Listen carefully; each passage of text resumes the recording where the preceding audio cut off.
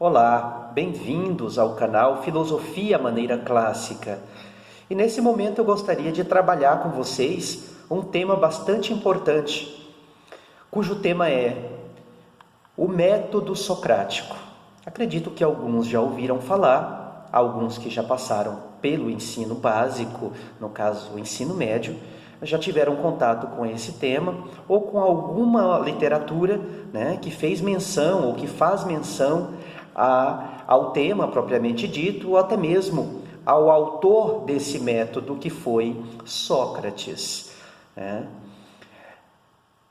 Dito isto, é importante que a gente frise aqui que Sócrates foi alguém extremamente importante para a filosofia, bem como para a construção de muitas ideias, de muitas questões que hoje servem para que nós compreendamos através de estudos aprofundados dentro de diversas ciências, desde a filosofia, a religião, a sociedade, debater o conceito de sociedade, de cidadania, o conceito de justiça, o conceito de ética, de moral, o conceito de política, democracia, enfim, assim como outros. Sócrates, na condição de um professor sofista, de um sofista que era um professor ambulante, ele se destaca dentro do campo da filosofia justamente por trazer aí grandes contribuições.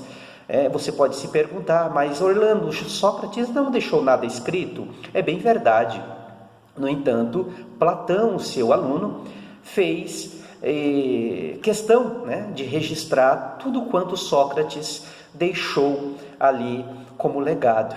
E isto nos serve hoje de uma forma extremamente importante para a nossa evolução, principalmente dentro do ambiente educacional e até mesmo na nossa vida diária, porque os ensinamentos socráticos, quando aplicados de forma prática, ele também contribui para o nosso desenvolvimento, tanto intelectual, moral e também humano.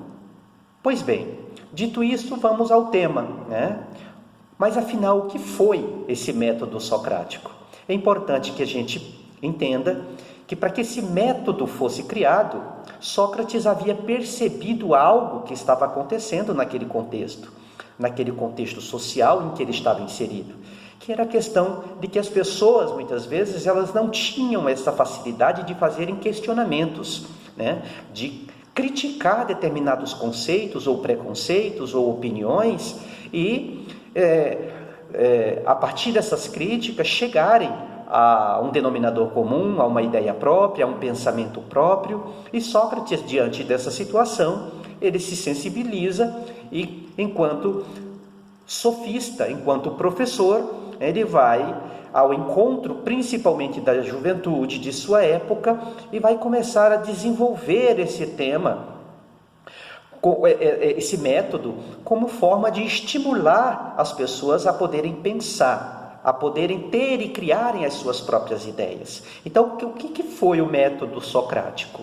O método socrático foi exatamente um método, eu diria, uma técnica, na realidade, de cunho dialógico e de uma investigação filosófica, desenvolvida por ele, Sócrates, esse filósofo grego, onde ele utilizava-se de perguntas como forma de estimular o raciocínio crítico, o senso crítico e reflexivo e a descoberta da verdade no seu interlocutor, na pessoa que estava ali ouvindo. E ele se baseava em 3 elementos importantes que vale a pena ressaltar aqui. Quais eram esses elementos? A gente tem que pensar que ele se fazia uso da investigação, ele questionava, ele ironizava e ele fazia com que o indivíduo chegasse a uma condição de poder parir, desenvolver as suas próprias ideias. É a questão da maiêutica. Então Sócrates, ele utiliza-se do questionamento, ele utiliza-se da ironia e ele faz uso da maiêutica. Lembrando que maiêutica é uma palavra grega que está ligada à questão do parto. Sua mãe era uma parteira, né? Era aquela que ajudava uma mulher grávida, por exemplo, a dar à luz ao seu filho. E Sócrates se inspira nesta prática, né? Não para fazer ou ajudar alguém a dar à luz a uma criança, mas permitir que as pessoas pudessem parir as suas próprias ideias no campo da razão, né? Desta forma, Sócrates então vai utilizar esse método a partir desses 3 elementos. O primeiro, que é o questionamento, Sócrates ele vai começar, né, com um diálogo, onde ele começa a fazer perguntas aparentemente simples à pessoa com quem ele conversava. E a partir dessas perguntas que ele fazia, a pessoa, né, que já acreditava saber tudo, ela dava a sua resposta à sua maneira. E às vezes era uma resposta um tanto quanto vaga, uma resposta simples, que não tinha, digamos assim, um repertório ampliado, né? E Sócrates, quando ele percebia a limitação desta pessoa, ele partia para o segundo ponto, que era justamente a ironia, né? E a ironia tinha por objetivo evidenciar, digamos assim, as incoerências e as contradições nas crenças e preconceitos do interlocutor, da pessoa que o ouvia, né? Levando-o a reconhecerem a sua própria ignorância.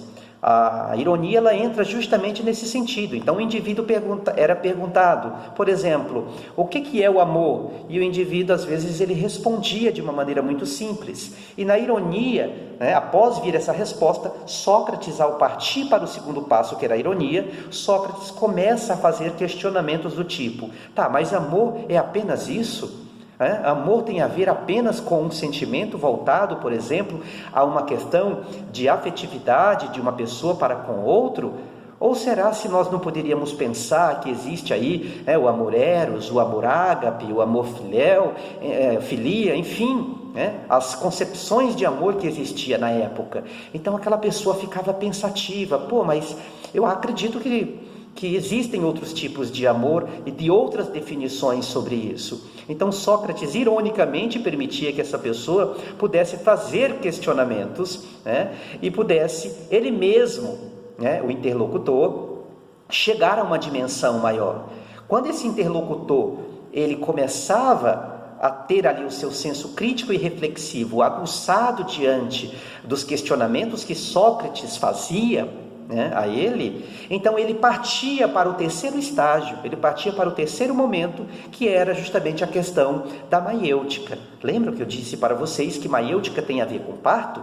Pois bem, nesse terceiro momento, essa pessoa que está sendo questionada e ironizada por Sócrates, com o objetivo de ser levado a pensar e a adquirir e a criar as suas próprias ideias, após essa fase da ironia, após essa fase do questionamento, através de novas perguntas, Sócrates então ele vai guiar o interlocutor numa reflexão bem mais aprofundada, permitindo que esse indivíduo pudesse parir, as suas próprias ideias, permitindo que esse indivíduo ampliasse o seu repertório diante das ideias que ele já possuía.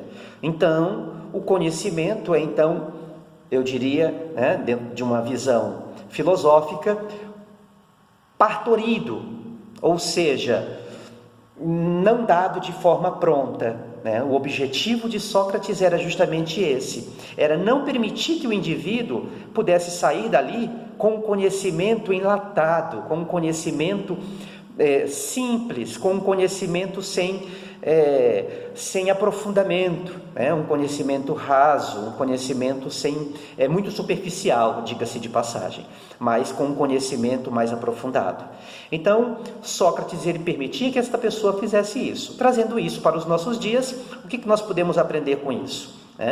De forma bem simples, o que nós hoje observamos é que muitas pessoas, quando se trata da questão do conhecimento, elas não estão muito preocupadas em procurar saber de uma forma aprofundada o que cada questão quer saber ou diz respeito. aquilo que ele procura entender. Ele vai simplesmente, digamos assim, fazer uso de uma inteligência artificial e de uma maneira muito simples ele vai procurar entender aquilo de uma maneira bem tranquila, não vai se aprofundar tanto. E por isso a gente tem aí uma sociedade hoje condicionada a um processo, digamos assim, de ignorância, né? Ignorância não no sentido